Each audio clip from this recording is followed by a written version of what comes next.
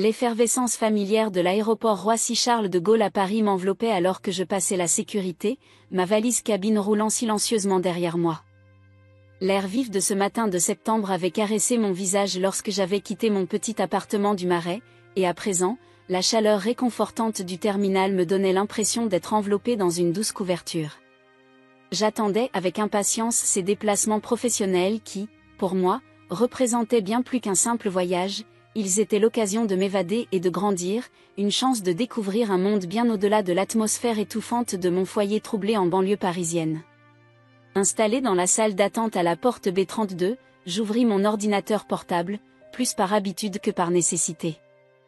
L'écran reflétait mon visage fatigué, et les cernes sous mes yeux témoignaient d'une nuit blanche passée à réviser des tableaux de chiffres pour la présentation de demain à Lyon.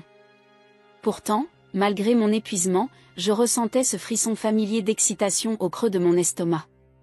Ces voyages d'affaires étaient devenus mon refuge, le moment où je pouvais enfin respirer librement loin de l'atmosphère suffocante de mon quotidien. La voix du contrôleur de porte grésilla dans l'interphone, annonçant l'embarquement du vol d'Air France. En me joignant à la file, mes pensées vagabondèrent vers le petit carnet bleu que je gardais précieusement dans le tiroir de mon bureau à la maison.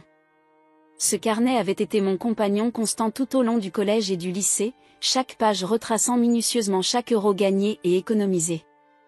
De mon premier boulot à l'épicerie de Michel, située sur la rue de Rivoli, où le vieux monsieur Durand me glissait 5 € en plus pour avoir aidé à faire l'inventaire après la fermeture, à mon job du week-end en tant que serveuse dans une trattoria du quartier, chaque centime y était consigné et affecté à mon fonds d'études supérieures.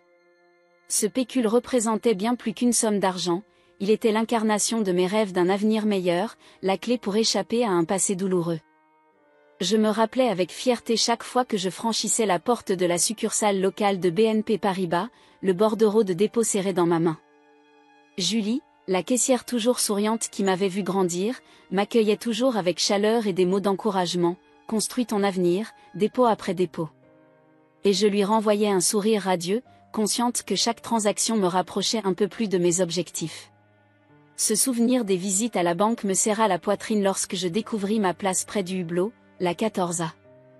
J'y rangeai ma valise cabine dans le compartiment supérieur et m'installai, observant les autres passagers défiler dans le couloir.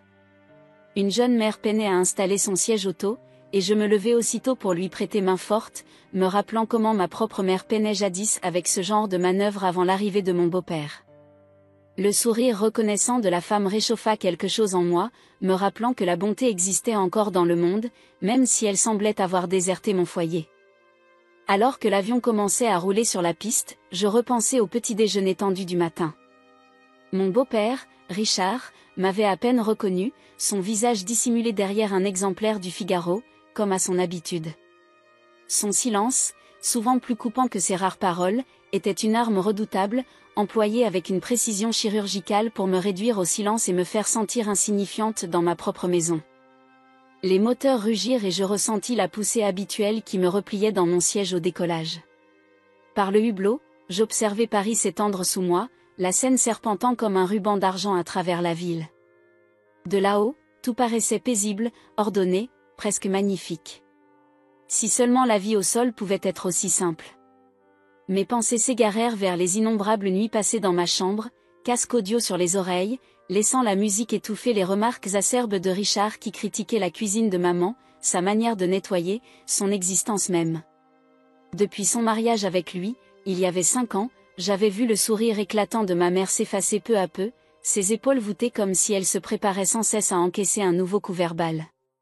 Impuissante, j'avais assisté à l'éteinte progressive de son esprit, telle une fleur se fanant dans l'ombre, tout en me jurant que jamais je ne laisserais quiconque ternir ma propre lumière.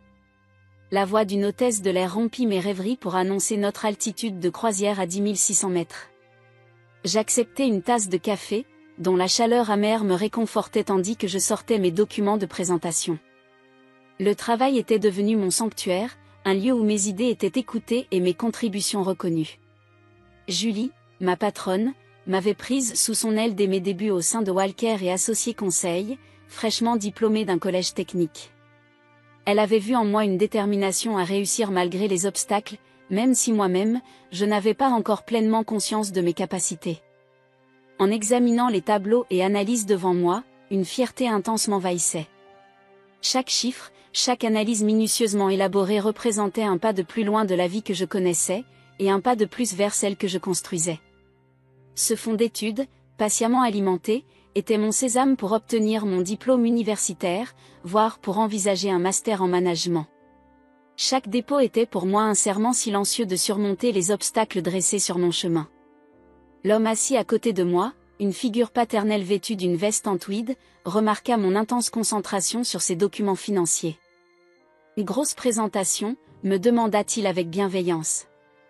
Je hochai la tête, reconnaissante de cette distraction bienvenue. Nous entamâmes une conversation aisée sur la stratégie d'entreprise et les tendances du marché, et pour la première fois de la journée, je me sentis détendue. Voilà ce que j'aimais dans les voyages, ces rencontres inattendues avec des inconnus qui me voyaient non pas comme la belle-fille tourmentée de Richard, mais comme une professionnelle compétente, capable d'apporter sa pierre à l'édifice. Au fur et à mesure que nous évoquions l'évolution du secteur du conseil, je sentis la tension accumulée se dissiper peu à peu de mes épaules. Là-haut, à des milliers de mètres du sol, l'influence de Richard ne pouvait plus m'atteindre. Ses jugements sévères et ses décisions froides semblaient désormais si lointains, chaque kilomètre parcouru devenant une parenthèse salvatrice face aux luttes quotidiennes. Les nuages formant le paysage à travers le hublot constituaient une barrière apaisante entre ma réalité présente et la vie que je laissais petit à petit derrière moi. La voix du commandant annonça notre première descente vers l'aéroport de Lyon-Saint-Exupéry. Le panorama lyonnais émergea par brèches dans les nuages, le soleil du matin faisant scintiller les immeubles de verre et d'acier. Une nouvelle ville, une nouvelle opportunité, la chance de me prouver une fois de plus. Rassemblant mes documents, je redressai mon blazer et me préparai à l'atterrissage, prête à affronter les défis qui m'attendaient. J'avais attendu ce moment toute ma vie, non seulement pour la présentation, mais pour enfin tenir debout sur mes deux jambes, pour montrer au monde de quoi j'étais capable, malgré les voix qui tentaient de me convaincre du contraire. Le vol vers Lyon se déroulait dans ce calme particulier qui suit le service de boissons et précède l'atterrissage. Par le hublot, le paysage se transformait en un patchwork de champs méticuleusement cultivés. Je venais de relire ma présentation une dernière fois et m'accordais enfin un moment de répit quand mon téléphone vibra contre ma hanche. Au début, j'avais presque ignoré cet appel. La plupart de mes collègues savaient que je voyageais, et ma mère préférait envoyer des SMS plutôt que d'appeler. Le numéro affiché n'était pas enregistré, mais quelque chose dans l'indicatif régional de la banlieue parisienne fit se serrer mon estomac. Je jetai un coup d'œil à mon voisin de siège, le gentil monsieur en tweed, mais il s'était assoupi, ses lunettes de lecture glissaient de manière précaire sur le bout de son nez. Prenant une profonde inspiration, j'appuyai sur le bouton pour répondre et me retirai discrètement vers l'arrière de l'avion, là où les hôtesses venaient de ranger leur chariot de service. Le bourdonnement constant des moteurs offrait une sorte d'intimité étrange alors que je tenais le téléphone contre mon oreille. « Allô ? Émilie. » La voix qui résonna me glaça le sang. Richard. Mon beau-père ne m'appelait jamais en fait, il reconnaissait à peine mon existence même lorsque nous partagions le même toit. Quelque chose n'allait pas. Vraiment pas, je suis en plein vol, dis-je, tentant de garder ma voix stable. Maman va bien ? La première pensée qui me traversa l'esprit, le premier espoir justifiant ce contact inhabituel. Son rire, dur et dénué de chaleur, se fit entendre. Ta mère va bien. Elle est à son club de lecture, en train de papoter avec ses femmes futiles. La cruauté désinvolte de ces mots, lorsqu'il évoquait ma mère, fit se serrer ma main libre en un point. Tout ça pour ton petit compte d'épargne. La façon dont il prononça ces deux derniers mots fit battre mon cœur plus vite. Ce compte était mon secret, mon filet de sécurité, mon avenir. Je ne lui en avais jamais parlé, j'avais même fait en sorte que tous les relevés soient envoyés à une boîte postale spécialement louée à cet effet. Qu'en est-il, parvins-je à demander, bien que ma gorge se fût asséchée. Tu pensais vraiment pouvoir me le cacher, répliqua-t-il avec cette intonation suffisante d'assurance que je connaissais si bien, celle qu'il adoptait lorsqu'il croyait avoir le dessus. Je suis le maître de cette maison. Rien ne se passe ici sans que je sois au courant. Une hôtesse passa à côté de moi en me jetant un regard inquiet. J'avais dû pâlir visiblement, car elle fit de sa main le geste muet de « ça va ». Je hochai rapidement la tête, détournant le regard vers le hublot. En contrebas, les champs laissaient place au vaste quartier périphérique de Lyon, mais je n'y prêtais guère attention. J'ai utilisé ton compte d'épargne pour rembourser mes prêts, déclara-t-il froidement, chaque mot tombant comme un coup de marteau. Tu n'en avais pas besoin, de toute façon tu n'accéderas jamais à l'université. Une fille comme toi? PFFF. Je t'ai rendu service, vraiment. T'as été sauvé de l'illusion de gâcher ton temps. L'avion fut secoué par un peu de turbulence, mais ce choc physique n'était rien comparé à l'impact émotionnel de ses paroles. 6 années d'économie, de petits boulots supplémentaires et de soirées manquées, de plans méticuleusement tracés et d'espoirs envolés, en un instant. Le petit carnet bleu, rempli de calculs soignés et de prévisions pleines d'espoir, n'était plus désormais qu'un registre de rêves brisés. Comment, murmurai-je, même si je savais déjà. Il avait dû trouver les relevés bancaires en fouillant dans ma chambre. Ou peut-être avait-il usé de son charme pour soutirer l'information à quelqu'un à la banque. Richard pouvait se montrer affable quand il le voulait, se présenter comme le beau-père attentionné qui veillait aux intérêts de sa fille. Est-ce important, ricana-t-il. L'argent est parti. Transféré ce matin. Peut-être qu'un jour, tu apprendras à ne pas me cacher quoi que ce soit. Un silence suivit, et j'imaginais presque Richard, assis dans son fauteuil en cuir, faisant lentement tournoyer ce scotch hors de prix qu'il affectionnait tant. Tu devrais me remercier, vraiment. Je t'ai évité la honte. L'université? Les études supérieures? Ce sont des choses pour celles qui ont quelque chose à offrir au monde. Toi, tu n'es que comme ta mère de petits rêves, un esprit étroit. Le haut-parleur se mit à grésiller, annonçant notre descente initiale vers Lyon-Saint-Exupéry. Je n'entendis guère l'annonce, noyé dans le vacarme de mes pensées. Autour de moi, les passagers reprenaient place, les hôtesses effectuaient leur dernier contrôle, tandis que je restais figé, le téléphone toujours contre l'oreille, écoutant la tirade de Richard. J'attends de toi plus de gratitude à ton retour, continuait-il. Après tout, j'ai tout organisé, comme le ferait un bon père. Son ton empreint de moquerie n'échappait pas à mes sens. Pas la peine de me remercier maintenant. On discutera de ton appréciation quand tu seras rentré. Chez moi, le mot résonnait désormais comme une menace.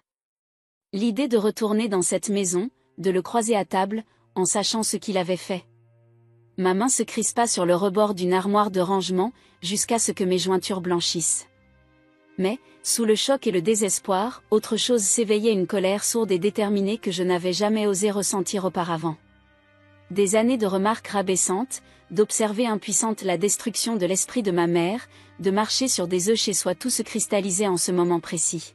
« Très bien, dis-je calmement, surprenant moi-même par la stabilité de ma voix. J'espère que tu ne le regretteras pas, mes mots. » Posés et presque doux, cachaient néanmoins une fermeté que je ne m'étais jamais entendu exprimer. Un silence suivit à l'autre bout du fil. Lorsqu'il reprit, une nuance d'incertitude perça dans sa voix, chose que je n'avais jamais remarquée auparavant. « Qu'est-ce que ça veut dire, exactement ? » « Rien, répliquai-je, toujours dans ce ton posé. Je dois y aller. L'atterrissage approche. Sans attendre sa réponse, je raccrochai et baissai lentement le téléphone. L'hôtesse qui m'avait interrogé plus tôt revint, me rappelant gentiment qu'il était temps de regagner mon siège pour l'atterrissage. En regagnant l'allée, mon esprit s'emballait déjà. Richard pensait avoir gagné, avoir enfin brisé ce que lui avait jadis brisé ma mère. Mais il s'était lourdement trompé. En tentant de me couper les ailes, il m'avait, en réalité, libéré de toute obligation de le protéger.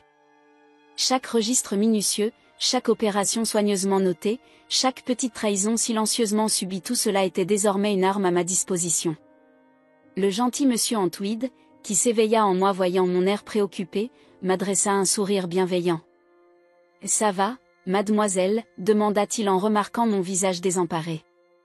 Je lui rendis un léger sourire en bouclant ma ceinture. « Ce n'est pas un fantôme », répondis-je doucement. « Juste une clarté nouvelle. » Par le hublot, le panorama de Lyon se dessinait, ses immeubles de verre et d'acier s'élevant tels des montagnes modernes. Quelque part dans mon sac, ma présentation attendait, pleine de chiffres analysés et de recommandations stratégiques. Mais mon esprit élaborait déjà une stratégie différente, celle qui empêcherait à jamais Richard d'interpréter ma bienveillance comme une faiblesse. Les roues touchèrent la piste de Lyon-Saint-Exupéry avec un léger à-coup, mais je n'y prêtais guère attention. Mes pensées restaient suspendues à 10 600 mètres, rejoignant la conversation avec Richard. Ce même Richard qui, il y a 5 ans, était entré dans nos vies avec des cadeaux hors de prix et des promesses creuses, transformant peu à peu notre foyer en un champ de bataille de guerre psychologique subtile. Et pourtant, son dernier acte de trahison m'avait offert quelque chose d'inattendu, la clarté. Pendant que l'avion roulait vers la porte d'embarquement, mon esprit vagabondait vers le jour où Richard était arrivé. Maman avait été si pleine d'espoir, réaménageant sans cesse notre petite maison sur la rue des Tilleuls pour la rendre parfaite. Je me souvenais de la tarte aux pommes préparée selon la recette de grand-mère, dont le parfum sucré emplissait chaque recoin de notre demeure. Aujourd'hui, cette même recette sommeillait sur une étagère à livres de cuisine, depuis que Richard avait déclaré préférer des desserts, sophistiqués, d'une boulangerie haut de gamme du centre-ville. Une annonce parvint par l'interphone: « Mesdames et messieurs, bienvenue à l'aéroport de Lyon-Saint-Exupéry. Il est 10h45 et la température est d'un agréable 22 degrés. » Le monsieur en tweed rassembla ses affaires en me souriant chaleureusement. « Quoi que tu traverses, ma chère, souviens-toi que les tempêtes les plus discrètes apportent souvent les changements les plus importants. » Il me tendit sa carte de visite, le professeur Jean-Marc Moreau, département d'éthique, Université de Lyon, en ajoutant: « Si jamais tu as besoin de parler à Lyon, mon bureau t'est toujours ouvert. » Je glissai la carte dans la poche de mon blazer, touché par ce geste inattendu de générosité. En traversant le terminal, ma valise roulant derrière moi, je me sentais étrangement légère. Le choc de l'appel de Richard s'amenuisait, remplacé par une détermination d'acier qui affinait mes pensées plutôt que de les embrouiller. Le trajet en Uber jusqu'au Marriott du centre-ville me laissa le temps de réfléchir. Le panorama de Lyon s'étendait devant moi, la tour Pardieu se découpant au-dessus de fines traînées de nuages, tandis que la Saône scintillait au loin. Ma conductrice, une dame âgée prénommée Gloria, fredonnait de vieux airs de Motown à la radio, ponctuant parfois son trajet en me signalant quelques repères pour détourner mon regard de la détresse visible sur mon visage. « Tu sais », me dit-elle en me regardant dans le rétroviseur, « parfois, les revers les plus douloureux préparent le terrain pour quelque chose de bien plus grand. » Elle s'arrêta devant l'hôtel, refusant mes tentatives d'ajouter un supplément à la course. « Tu as ce regard dans les yeux, ma chérie, celui qui dit que tu ne te laisseras plus marcher sur les pieds. Garde-le bien. » Dans ma chambre du 23e étage, j'étalai les documents de ma présentation pour la réunion de demain. L'univers impitoyable des tableaux et des prévisions me paraissait presque irréel après les événements du matin, et pourtant, il m'offrait une étrange forme de réconfort. Ici, dans ce royaume de chiffres et d'analyses, tout devait s'équilibrer. Chaque action avait une conséquence. Rien ne disparaissait sans laisser de traces. J'ouvris mon ordinateur portable et me connectai à mes emails, mes doigts hésitants sur le clavier. Le calme qui m'avait envahi pendant le vol ne s'était pas dissipé, au contraire, il s'était cristallisé en une force plus vive. Avec une précision méthodique, je composai un message à Julie, ma patronne restée à Paris: « Il faut que je te parle d'anomalies financières personnelles qui pourraient nécessiter une intervention juridique. Peux-tu m'appeler ce soir après la présentation de demain ?» Sa réponse arriva en quelques minutes: « Ma porte t'est toujours ouverte. Appelle-moi ce soir si besoin. Quoi qu'il en soit, nous trouverons une solution. » En regardant la silhouette de Lyon se dessiner à l'horizon, je pensais à ma mère, sans doute en pleine discussion dans son club de lecture, tentant de se perdre dans les histoires d'autrui pendant que sa vie semblait lui échapper peu à peu. Ce calme qui m'envahissait n'était ni de l'acceptation ni de la défaite, c'était le calme de quelqu'un qui, après des années d'oscillation, avait enfin retrouvé ses repères. Je déballai ma valise, suspendant mes vêtements avec un soin presque cérémonial. Chaque pièce avait été choisie pour la présentation de demain, destinée à projeter assurance et compétence. Elle me semblait désormais être une armure, me préparant à une bataille bien plus vaste qu'une simple réunion d'affaires. Mon regard se posa sur la carte de visite du professeur Moreau, glissée dans la poche de mon blazer, et je l'en examinai chaque détail avec attention. L'après-midi s'étira, tandis que le soleil déclinant jetait de longues ombres dans la chambre d'hôtel. Assise à mon bureau, j'ouvris un nouveau carnet, pas le vieux registre bleu d'épargne, mais Un cahier tout neuf acheté dans la boutique duty-free de l'aéroport. Sur ces pages immaculées, j'entamais l'écriture, non pas de notes frénétiques ou en colère, mais d'un compte-rendu précis de chaque opération financière dont je me souvenais, horaire, date, montant. C'était la fondation d'une riposte minutieusement orchestrée. Mon téléphone vibra alors, un SMS de maman, « J'espère que tu as bien atterri. Richard semble contrarié par quelque chose. Appelle-le dès que tu peux, d'accord ? » Un pincement familier de culpabilité se fit ressentir, rapidement remplacé par une résolution inébranlable. Trop longtemps, j'avais vu ma mère tenter de pacifier les choses, de maintenir une paix de façade à tout prix.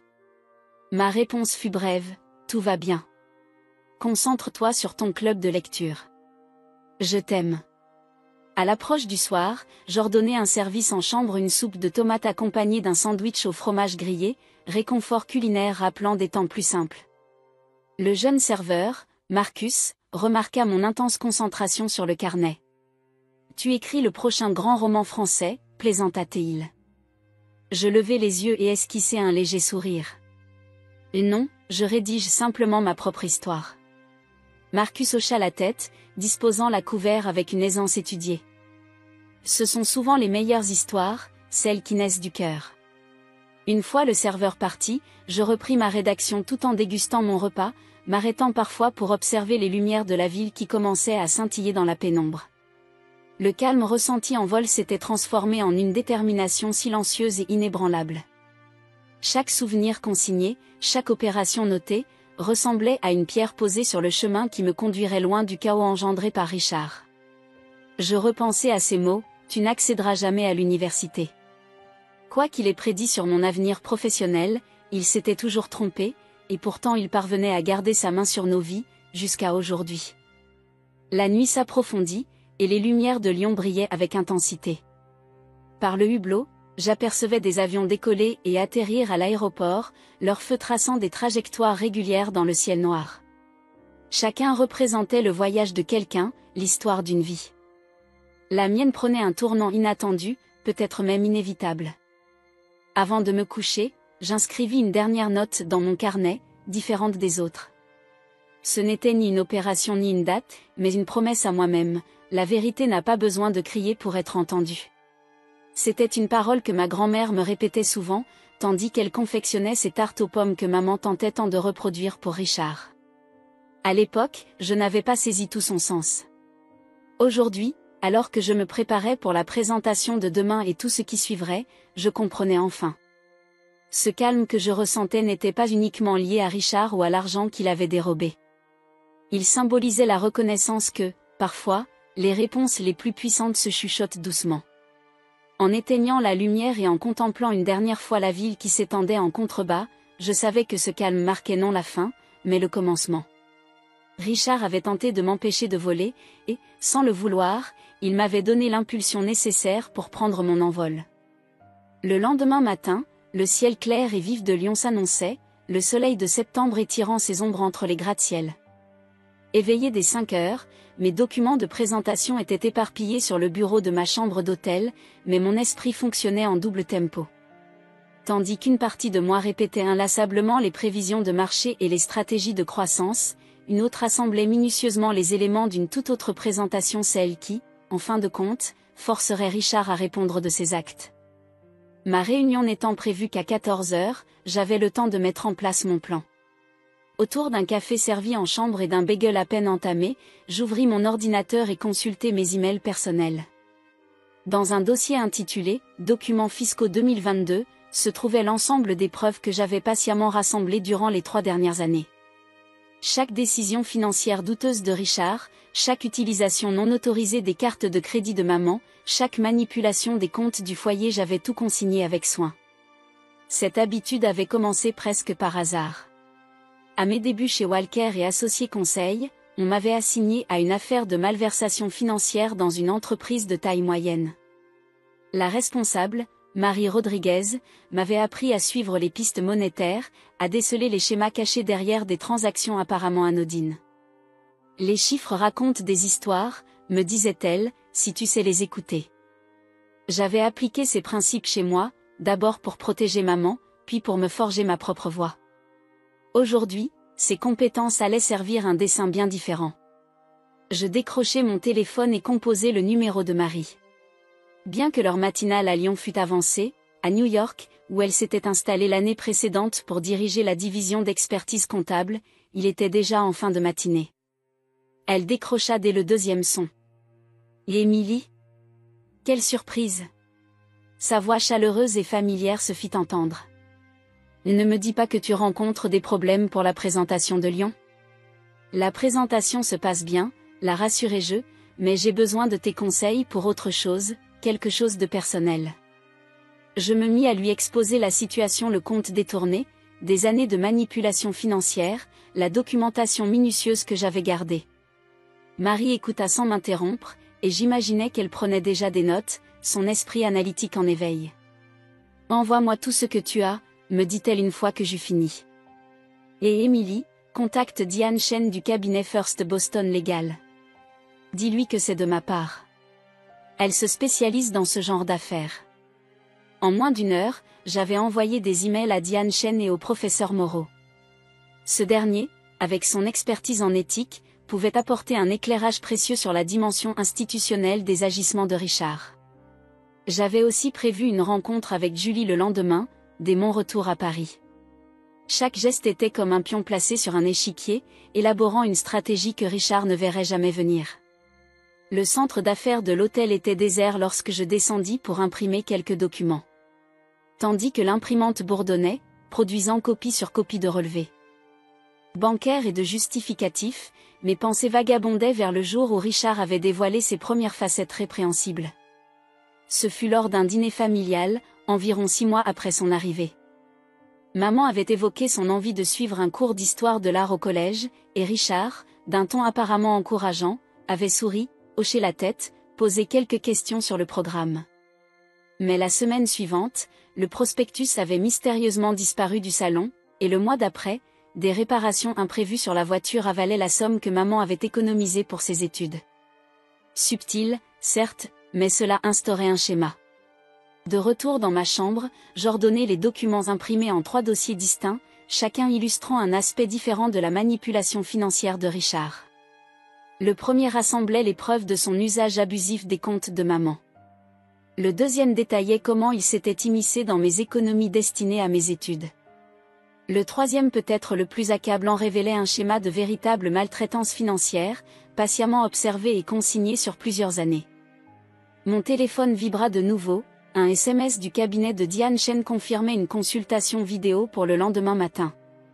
Une pièce du puzzle venait de s'ajouter. Je regardais l'heure, encore 4 heures avant ma présentation, et j'en profitais pour appeler mon vieil ami Thomas, désormais cadre dans l'agence BNP Paribas où je gardais mon compte d'épargne.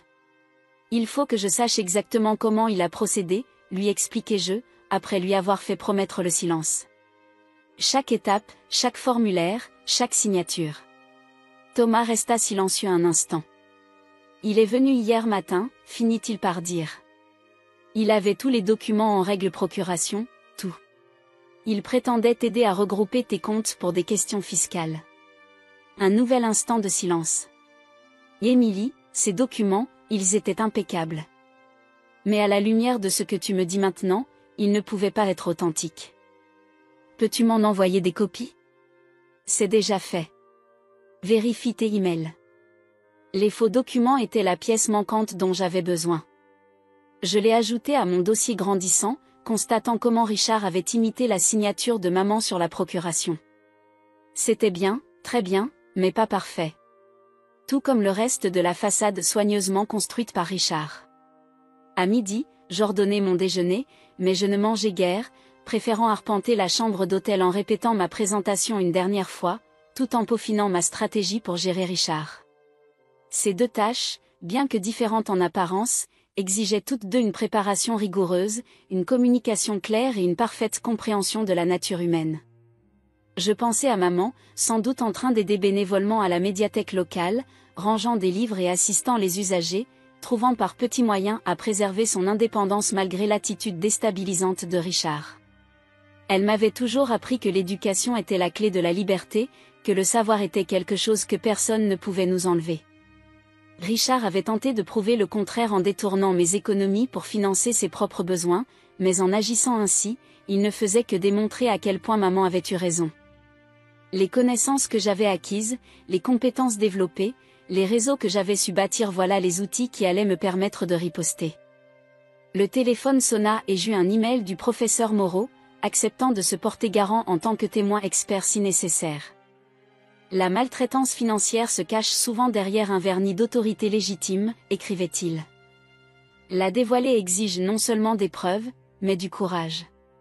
Debout devant la fenêtre de ma chambre, regardant la silhouette de lion se dessiner, je caressais mes boucles de perles porte-bonheur. Dans quelques heures, je devrais donner une présentation susceptible de propulser ma carrière. Mais la véritable présentation, celle qui changerait tout, se préparait encore minutieusement. Richard pensait avoir gagné en s'appropriant mes économies, sans se douter qu'en réalité, il venait de me donner la raison finale de cesser de le protéger de ses propres agissements. La vérité, comme disait ma grand-mère, n'a pas besoin de crier pour être entendue, parfois, il suffit d'avoir la patience de rassembler tous ces éléments et la force de les laisser parler. 3 jours après mon retour de Lyon, je me gare dans l'allée de la maison sur la rue des Tilleuls. La présentation avait été un succès, salué par le client et un sourire fier de Julie. Pourtant, cette victoire semblait lointaine alors que je restais assise dans ma voiture, regardant les derniers rayons du soleil peindre notre maison blanche de nuances orangées et rosées. La même maison qui avait autrefois incarné le foyer chaleureux avant que la présence de Richard ne vienne en bouleverser l'atmosphère. Les rosiers de maman continuaient de fleurir, leur parfum estival se diffusant à travers la vitre entrouverte de ma voiture. Elle les avait plantés au printemps précédant l'arrivée de Richard, lorsque l'espoir teintait encore son monde. Désormais, ces fleurs semblaient témoigner de tout ce qui avait changé. Mes doigts se crispèrent sur le volant en apercevant la BMW noire de Richard dans le garage, sa carrosserie luisante reflétant les derniers éclats de lumière. Il était rentré plus tôt que d'habitude, chose inhabituelle pour un jeudi. La maison était silencieuse lorsque j'y pénétrai, ce silence pesant comme un souffle retenu. L'odeur familière de la lasagne de maman s'échappait de la cuisine, mêlée à celle du nettoyant à base de pain qu'elle utilisait toujours. Mais maman était absente. Un mot griffonné précipitamment sur le réfrigérateur m'indiquait qu'elle était en réunion avec son club de lecture, ce qui ne pouvait être qu'un subterfuge de Richard. Je le trouvais dans son bureau, exactement là où je m'y attendais. La pièce, autrefois le chaleureux bureau de mon père, orné de souvenirs sportifs et de photos de famille, avait été transformée en un antre sombre de bois massif et de cuir. Assis derrière un imposant bureau en acajou, un verre de scotch hors de prix à portée de main, il feignait de lire sur son ordinateur. « Émilie » lança-t-il d'un ton dédaigneux, mon prénom glissant comme une gifle sur sa langue. « J'imagine que ton voyage d'affaires fut fructueux ?» Je pénétrai pleinement dans la pièce, déposant ma mallette avec une précision mesurée. À l'intérieur se trouvaient des copies de chaque document que j'avais amassé, chaque preuve minutieusement recueillie. Les originaux étaient soigneusement répartis, l'un chez Julie, l'autre chez Diane Chen, et un troisième conservé en coffre-fort, grâce à l'aide de Thomas. Très fructueux, répondis-je d'une voix posée. J'ai d'ailleurs beaucoup appris sur la documentation financière et les exigences légales. Voudrais-tu en entendre le détail ? C'est alors que Richard leva enfin les yeux, ses regards se rétrécissant en une moue de mépris mêlée d'incertitude. Jamais je ne l'avais surpris adopter ce ton calme, presque plaisant, mais tranchant, comme s'il ne comprenait pas que je venais de le mettre en échec. L'expression de dédain se mêlait à une lueur de peur. « Je ne suis pas intéressé par tes présentations d'entreprise, » dit-il en se servant un peu trop vigoureusement de son verre de scotch.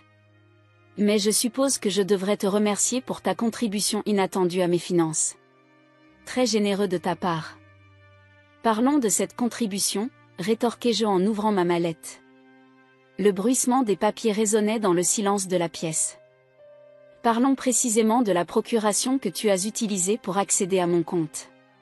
Celle arborant la signature contrefaite de maman. Le verre se figea presque dans sa main. Je ne vois pas de quoi tu parles. Vraiment, déposai-je le document sur son bureau, accompagné d'une attestation notariale émanant d'un expert en écriture. C'est curieux, car j'ai consigné avec une extrême précision comment tu as accédé à mon compte. Horaire, date, signature. Même les caméras de sécurité de la banque ont enregistré des images des plus révélatrices. Il posa son verre avec une violence inouïe, l'ambre se répandant dans le cristal. Tu dramatises. En tant que maître de cette maison. Tu n'as aucune autorité légale sur mes finances, l'interrompis-je, posant un autre document sur la pile. Voici une déclaration du service antifraude de BNP Paribas. Ils sont particulièrement intéressés par la manière dont tu as réussi à transférer des fonds d'un compte auquel tu n'avais aucun droit d'accès. Le masque d'amusement condescendant se fissura un instant. Ta mère? Elle ne sait même pas que tu utilises ces cartes de crédit sans son consentement. Ou que tu manipules ses relevés bancaires. Ou que tu l'isoles systématiquement de ses ressources financières. D'autres documents rejoignirent ceux déjà étalés sur son bureau. Le parquet s'intéresse de près à ce schéma de comportement. Richard se leva brusquement, renversant sa chaise qui heurta le mur. Va-t'en de mon bureau. Maintenant. Ton bureau, répondis-je en esquissant un sourire glacé. Tu ferais mieux de vérifier l'acte de propriété. Cette maison appartient à maman. De même, les économies que tu as détournées m'appartiennent. Comme la vérité, elles reviennent à ceux qui ont le courage de la proclamer. Le claquement d'une portière à l'extérieur nous fit détourner le regard. Maman venait de rentrer plus tôt de son club de lecture. Les yeux de Richard se fixèrent sur les papiers étalés sur son bureau, puis sur moi, où calcul et détermination remplaçaient peu à peu l'effroi. « Qu'est-ce que tu veux » demanda-t-il d'un ton bas et pressant. « Tu veux de l'argent ? Je peux le transférer en double, même. » Je rassemblai soigneusement les documents et les replaçai dans ma mallette. « Ce que je veux, c'est que tu comprennes ceci, chaque transaction, chaque document que tu signes, chaque décision financière que tu tentes de contrôler, je les surveillerai. Et je ne resterai plus silencieuse. » Insolente. S'étrangla-t-il, interrompu par le bruit de pas rapprochant. Maman apparut dans l'encadrement de la porte, vêtue de son cardigan bleu caractéristique de ses réunions littéraires, l'air inquiet. « Tout va bien ?» demanda-t-elle d'une voix hésitante. Je me tournai vers elle, y voyant non seulement la mère qui m'avait protégée, mais aussi la femme qui m'avait appris à me défendre, même lorsqu'elle avait elle-même oublié comment le faire. « Tout est en ordre, maman. Richard et moi discutions simplement de certaines transactions financières inhabituelles.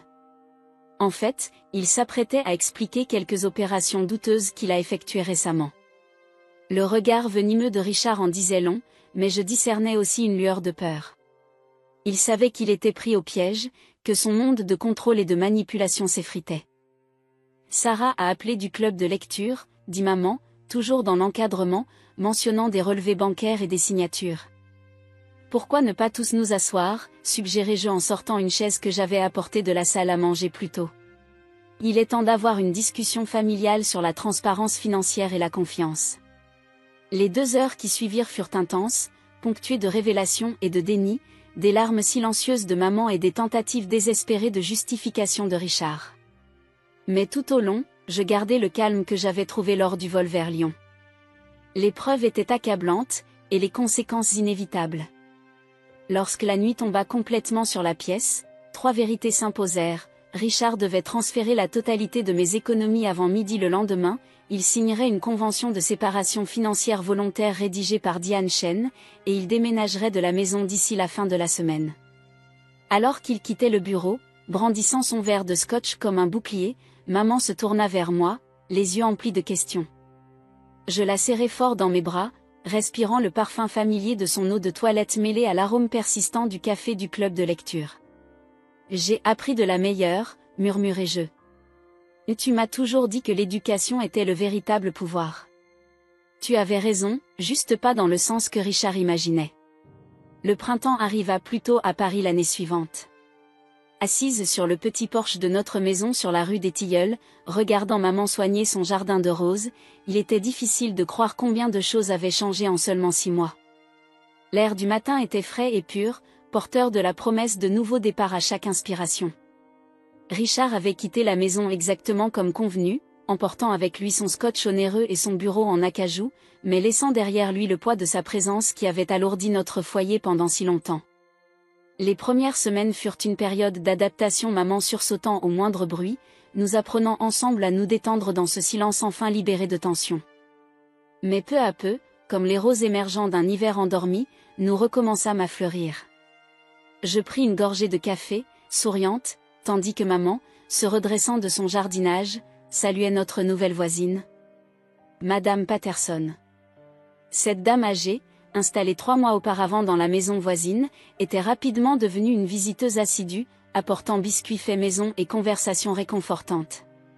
Ce genre d'amitié de voisinage, que Richard eût méprisée comme insignifiante, se révélait désormais être un fil supplémentaire tissant la trame de nos vies retrouvées. Les premières roses semblent splendides cette année, lança maman en essuyant ses mains sur son tablier de jardin. L'éclat dans ses yeux, autrefois atténué par les critiques incessantes de Richard, était revenu. Elle avait même commencé à enseigner l'histoire de l'art dans un centre culturel local non pas en tant qu'élève, mais en partageant son savoir. L'ironie n'échappait à personne. Mon ordinateur portable était ouvert sur la table de la véranda, affichant mon dernier devoir pour mon cours de management en ligne. Dès que Richard fut parti et que mes économies restituées, je m'étais inscrite immédiatement à un programme du soir à l'Université Paris-Dauphine. Le monde de l'entreprise continuait de m'appeler, mais désormais, je bâtissais quelque chose de plus profond, une base de connaissances à jamais inaliénable. Émilie. La voix de maman me sortit de mes pensées. Et n'oublie pas que nous avons rendez-vous avec Julie pour le déjeuner aujourd'hui. Julie avait toujours été plus qu'une patronne pour moi, elle était devenue une mentor et une amie. Lorsque je lui avais enfin raconté toute l'histoire, elle avait non seulement soutenu ma décision de poursuivre mes études, mais aussi réorganisé mon emploi du temps pour m'accorder des cours. Investir dans l'éducation, c'est investir dans l'avenir de notre entreprise, m'avait-elle dit avec un clin d'œil complice. Mon téléphone vibra à nouveau, un message de Thomas à la banque, réunion du comité de bourse aujourd'hui. Ta candidature est solide. Je croise les doigts. Après tout ce qui s'était passé, je m'étais même engagée comme bénévole dans un programme d'alphabétisation financière, aidant les jeunes à protéger et gérer leurs ressources. Thomas m'avait encouragée à postuler pour leur bourse d'éducation, même si je n'étais qu'une bénévole.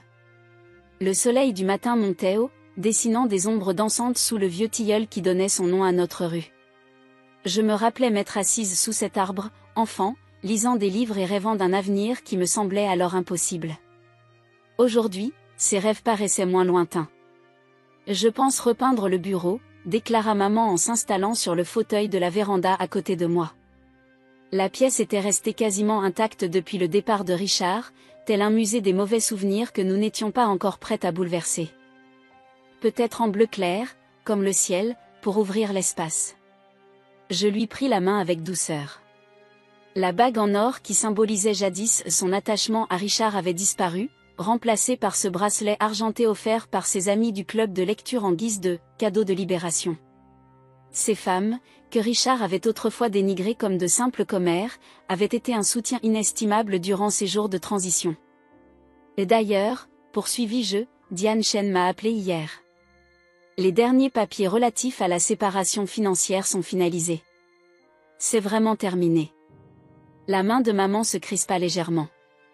Je n'arrive toujours pas à croire à ta force face à tout ça. Comment as-tu su qu'il fallait conserver tous ces documents? Je songeais à Marie Rodriguez, ma mentor chez Walker et associé conseil, qui m'avait enseigné l'art de déceler les irrégularités financières, et au professeur Moreau, dont les éclairages en éthique avaient contribué à bâtir notre dossier. Puis, il y avait Julie, qui m'avait prouvé que la réussite professionnelle pouvait rimer avec intégrité personnelle. J'ai eu de bons professeurs, répondis-je simplement. Et pas seulement ceux de la salle de classe. Au loin, des enfants jouaient dans le parc du quartier, rendant ce samedi paisible et ordinaire, presque miraculeux après des années sous l'emprise de Richard. Mon téléphone vibra encore, un email de Diane Chen annonçant que l'atelier d'alphabétisation financière que j'avais proposé, destiné à aider les victimes d'abus économiques, avait été approuvé par son cabinet. Elle voulait que j'aide à élaborer le programme, m'inspirant de mon expérience personnelle et professionnelle pour transformer la douleur en force. Le club de lecture de Madame Patterson lit le roman que tu avais recommandé, lança maman en souriant. Elle avait intégré, en plus de son club habituel, celui de la voisine, de petites actions d'indépendance qui, cumulées, prenaient tout leur sens. Le roman sur la femme qui lance sa propre entreprise après un mariage raté.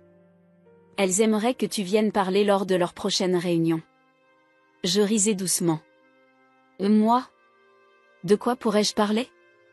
D'espoir, répondit-elle simplement. De résilience. De la voie à suivre. Une brise légère fit vibrer les carillons que nous avions accrochés ensemble, leur mélodie se mêlant au chant des oiseaux et au rire lointain. Les roses du jardin se balançaient, leurs pétales captant les rayons du soleil. À cet instant, tout semblait possible, l'avenir s'étalant devant nous tel un chemin ouvert. Une notification surgit sur mon ordinateur, le prochain devoir pour mon cours portait sur les pratiques commerciales éthiques et la responsabilité financière. L'ironie me fit sourire. Chaque leçon, chaque défi, chaque petite victoire me conduisait vers une compréhension nouvelle de moi-même. Je suis fière de toi, murmura maman, doucement. Non seulement pour avoir tenu tête à lui, mais aussi pour aider les autres à retrouver leur force. En la regardant, je vis non seulement ma mère, mais la femme qui avait trouvé en elle une force insoupçonnée, qui enseignait l'histoire de l'art, qui replante ses roses et riait à nouveau avec ses amis. Elle m'avait prouvé qu'il n'était jamais trop tard pour recommencer. J'ai appris de la meilleure, répliquai-je, reprenant mes mots de cette fameuse soirée dans le bureau de Richard. Mais cette fois, il portait un sens nouveau non seulement pour affronter l'injustice, mais pour aller de l'avant, pour bâtir quelque chose de nouveau sur les ruines de ce qui était brisé. La matinée s'écoulait paisiblement autour de nous, à la fois ordinaire et extraordinaire dans sa liberté. Mes documents de cours attendaient sur mon ordinateur, mes notes pour l'atelier d'alphabétisation financière demandaient à être relues, et le déjeuner avec Julie n'était plus qu'à quelques heures. Mais pour l'instant, je restais là, assise avec maman sous le soleil printanier, écoutant le tintement des carillons et observant les roses s'ouvrir, consciente que parfois les plus grandes victoires ne se jouent pas dans l'affrontement grandiose, mais dans ces matins tranquilles emplis de promesses. L'avenir s'étendait devant nous, non comme un chemin d'évasion, mais comme une route d'opportunité. Chaque pas, chaque petite réussite, chaque instant de sérénité témoignait de la force que nous avions retrouvée non seulement en tenant tête à Richard, mais en croyant en nous et en la puissance de nouveaux départs.